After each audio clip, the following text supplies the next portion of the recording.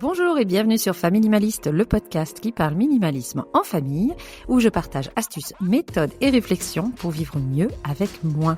Je m'appelle Hélène, j'ai 44 ans et je suis maman de 3 ados minimalistes de 13, 15 et 17 ans.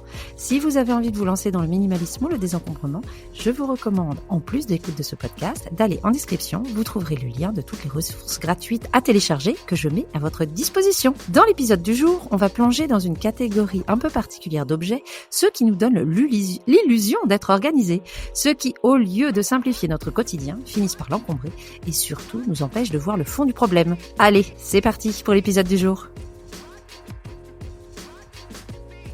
J'ai toujours été une personne plutôt organisée, même petite, je faisais des listes, je planifiais mes activités du week-end, j'anticipais la rentrée, j'anticipais les vacances, j'aimais même bien préparer mes affaires du lendemain la veille. Et avec l'arrivée des enfants, je suis montée d'un cran et mon quotidien était devenu quasi millimétré. Faut dire qu'avec 3 enfants en 4 ans, un mari qui était absent la moitié de l'année, il fallait que ça roule.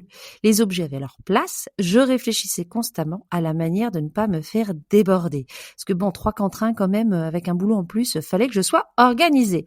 Et donc, je cherchais des aides, comme tout le monde, et j'ai investi dans des boîtes pour le rangement, un Thermomix pour la cuisine, un sac à langer de compète pour tout avoir sous la main.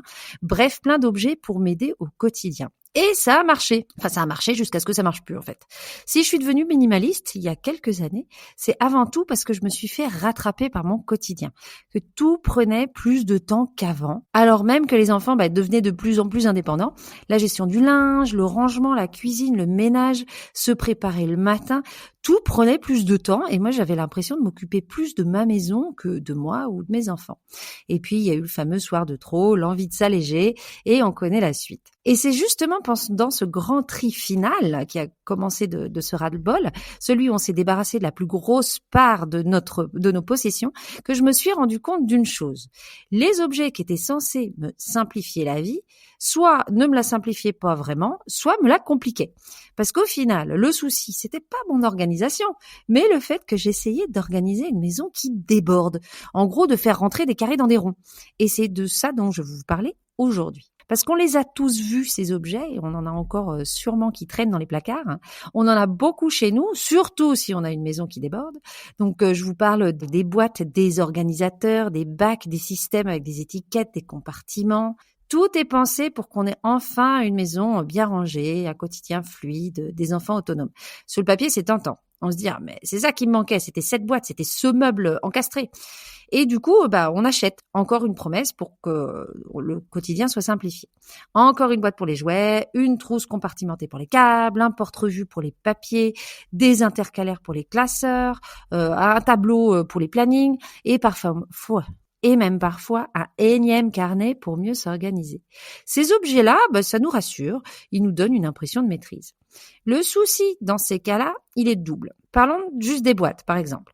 Dans l'idée, c'est sympa les boîtes, c'est pratique, non, j'ai même une petite passion pour les boîtes, j'avoue. Ça permet de garder des placards et des pièces rangées. Faux, pas toujours. C'est faux si elles ne sont pas de la bonne taille, trop grandes ou trop profondes, si elles sont difficiles d'accès, si elles sont trop hautes ou avec un couvercle, si on voit pas ce qu'il y a dedans.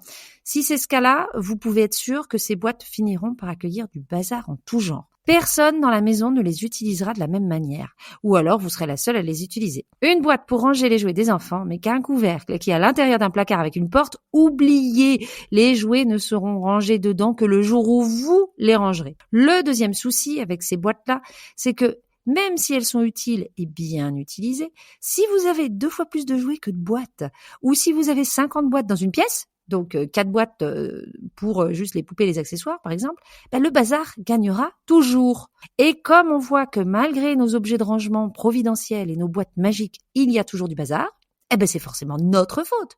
On a un problème d'organisation et on ne voit pas le fond du problème, on a juste trop d'objets. Non, un meuble en plus, une pièce en plus, une boîte en plus ne changera pas le problème. Au mieux, ça nous aidera à avoir une sensation de rangement et on pourra se sentir libre d'acheter plus de bazar. Pendant 10 ans, mon Thermomix m'a sauvé la vie, si on parle d'objets providentiels. Je pouvais faire la cuisine en 5 minutes et pendant que ça cuisait sans cramer, parce que c'est un truc qui fait les repas vapeur à plusieurs niveaux, je pouvais donner le bain aux enfants et les mettre en pyjama. C'était incroyable les soirs où j'étais seule. Et puis, comme j'ai 3 ogres à la maison, le bol est devenu trop petit. Donc, fallait faire 2 tournées pour la pâte à pizza ou pour la soupe. L'intérêt, aucun. Cet objet est devenu inutile et me prenait même plus de temps. J'aurais eu meilleur temps d'acheter la pâte à pizza toute faite. Je compte bien me reprendre un jour, mais pour ça, j'attends que les ogres aient déménagé. Donc, on confond souvent tri et organisation. Quand je dis que je suis home organizer certifié, on parle souvent de tri, on me parle de tri, mais pas trop d'organisation. Pourtant, c'est dans le titre, home organizer. Sauf que dans nos formations, on voit vite que le tri, c'est au service de l'organisation. Le but, c'est pas de trier pour trier. On ne se brotte pas les dents avec du Nutella, eh bien, on n'organise pas sans trier. Ce qu'on fait souvent, c'est du rangement, en fait, quand on se dit qu'on va trier. On déplace, on emballe, on étiquette, on trie sans vraiment désencombrer et on se retrouve à organiser ce qui n'a pas lieu d'être organisé. Un exemple tout simple, les boîtes à câbles qu'on a chez nous. Avec les câbles Ethernet, les chargeurs de portable qu'on n'a plus, les appareils photo qu'on n'utilise plus, vous voyez la boîte dont je parle. Vous pouvez acheter un organisateur de câbles si vous voulez, ça existe, mais vous passerez du temps à ranger temporairement des choses qui ne servent plus. Et si un jour vous avez besoin de chercher un câble dans la boîte, ce qui arrive rarement, admettons-le, vous ne retrouvez pas forcément le bon câble tout de suite, ou pas du tout d'ailleurs. En fait, ce n'est pas une sollicitation d'organisation dont on a besoin au moment où on se dit que tout ça, ça déborde et que ça ne peut plus durer. C'est une décision. Est-ce qu'on garde tout ? Est-ce qu'on fait du tri ? Est-ce qu'on peut choisir ce qui compte vraiment ? C'est seulement en triant, en ne gardant que l'essentiel, qu'on pourra trouver des solutions adaptées pour s'organiser. Perdre du temps et de l'argent à trouver des solutions pour ranger le superflu, c'est pas forcément la chose la plus rentable à faire. Croyez-moi, je suis passée par là. Alors, qu'est-ce que ces objets disent de nous ? Quand on regarde bien, ces objets dits d'organisation traduisent souvent autre chose. Notre envie de faire bien, de ne pas oublier, de ne pas être pris au dépourvu. On veut être des adultes responsables, efficaces, capables de tout gérer. Et ça part d'un bon sentiment. Mais ça peut aussi révéler notre peur d'échouer, de pas y arriver toute seule avec les enfants, notre tendance à trop en faire, à ne pas admettre que trop c'est trop. Un classeur par catégorie de documents administratifs, très bien. Mais si on passe des heures à créer des sous-catégories qu'on n'utilisera jamais, qui ne parleront qu'à nous et non aux autres utilisateurs de ce classeur, ou qui sont trop complexes et pas tenables sur le long terme, alors on se désorganise aussi vite qu'on a cru s'organiser. Et on pense qu'on est nul. Ces objets nous promettent un meilleur contrôle, alors que là n'est pas le problème. Et quand ça marche pas, on se dit tout, sauf que peut-être cet objet n'était pas pertinent. On pense que le problème vient de nous. L'encombrement, ça se limite pas non plus à l'accumulation visible d'objets. J'en parle souvent ici de minimalisme, même immatériel. Il y a aussi un encombrement invisible. Vous l'avez peut-être vécu, on achète un planning magnétique pour le frigo et personne ne l'utilise. On imprime des routines hebdomadaires, mais on finit par improviser chaque jour. On passe un temps fou à créer des systèmes et on n'arrive pas à les faire durer. Et là, frustration, encore une fois, impression d'échec. Alors qu'en réalité, c'était pas vraiment nous le problème. Alors peut-être, mais pas que. C'est le système qui était peut-être pas adapté à notre vraie vie.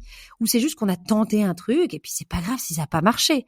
Ou alors, on a été seul à essayer de régler un problème qui doit inclure le reste de la famille. Pas juste dans l'exécution, mais aussi dans la planification. On a vu une manière de s'organiser sur les réseaux, dans un podcast, chez des amis, et on tente le truc. Mais ça marche pas pour nous. Parfois, c'est plus simple de ne rien acheter, de faire confiance à notre instinct ou de vivre avec un minimum de structure.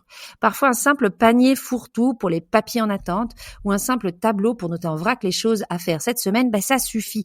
Pas besoin de chercher des planeurs hyper sophistiqués, des applications qui nous lasseront au bout de 10 jours et qui nous saouleront avec leurs notifications. Ce qu'on cherche au fond quand on est dans cette recherche d'organisation et d'objets providentiels là-dessus ou de système d'organisation, c'est pas d'être parfaitement organisé, c'est de vivre dans un espace qui nous soutient, où on respire, où on peut retrouver nos affaires sans stresser, où les objets ont un vrai usage, pas juste un rôle décoratif ou illusoire avec leurs fausses promesses.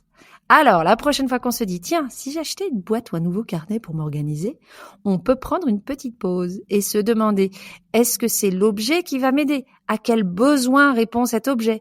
Est-ce que j'ai pas juste besoin d'en faire un peu moins, de posséder un peu moins, d'organiser un petit peu moins ? Est-ce que je ferais pas mieux de me demander ce qui est vraiment essentiel à mon épanouissement ? Parce qu'au fond, c'est ça qu'on cherche dans le minimalisme, du souffle, de la clarté et un peu plus de paix dans nos journées. Et voilà pour l'épisode du jour. J'espère qu'il vous aura plu. Si c'est le cas, merci de mettre des cœurs, des étoiles et des commentaires sur les plateformes d'écoute. C'est la meilleure manière de me soutenir dans sa création. Je suis toujours à la recherche de vos témoignages sur le tri et le minimalisme. N'hésitez pas à m'envoyer un vocal via email. Mon adresse est en description. Faites-y un tour. De toute façon, dans cette description, vous trouverez le lien pour toutes les ressources gratuites, ainsi que les informations sur mon groupe de tri 8 semaines pour tout trier. La prochaine session commencera en octobre. Je vous dis à très bientôt et en attendant, n'oubliez pas, vivre avec moins, c'est vivre avec mieux.